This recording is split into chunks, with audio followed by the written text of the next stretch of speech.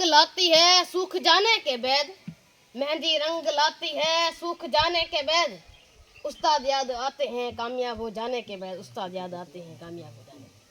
Happy teachers day. आज उस्तादों के दिन के हवाले से मैं अपने उस्तादों को सलाम पेश करना चाहता हूँ।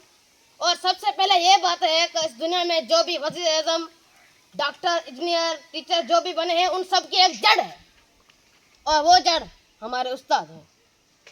हमारे उस्ताद एक जड़ हैं और हम उसके पानी हैं। वो हमको पढ़ाते बढ़ाते जाते हैं। जब उसमें पौधे में से पत्ते निकलते हैं तब हमारी कामयाबी ज़ाहिर होती है, और वो कामयाबी कोई इंजीनियर में तकसीम की जाती है, तो कोई डॉक्टर में, तो कोई टीचर में। हमारे उस्ताद हमें पढ़ने के लिए कुछ भी करें, भले वो हमें सज़ा क्यों ना दें, पर हमें उन्हें कुछ भी नहीं कहना चाहिए। जिस पर शायर ने एक कहानी बनाई है, एक लोहे और एक सोने की आपस में बातचीत शुरू हुई।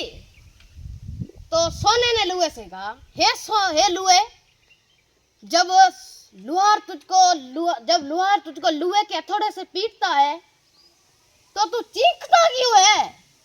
जब मुझको सुना लुए के हथौड़े से पीटता है तो मैं तो नहीं चीखता। लुहे ने कहा, हे सोने, तू सच्चा है, तुझको सुना लुहे के हथौड़े से पीटता है जो तुम्हारा कुछ नहीं होता। मुझको लुहार लुहे के हथौड़े से पीटता है जो अपना होता है। जब अपना अपनों को पीटता है तो चीख तो निकलती है ना। हमारे ये याद करके, ये अपने दिल में ये बात बिठा के रखना कि इस दुनिया में हमारे दो घर हैं। कितने? दो घर हैं। एक घर जिसके वालिदीनों ने हमें अर्श से फर्श तक लाया है। अब दूसरे घर के वालिदीन यानी हमारे उस्ताद अब हमें फर्श से अर्श तक पहुंचाएंगे। अब हमें फर्श से अर्श तक पहुंचाएंगे, और उस घर का नाम दिया गया है स्कूल।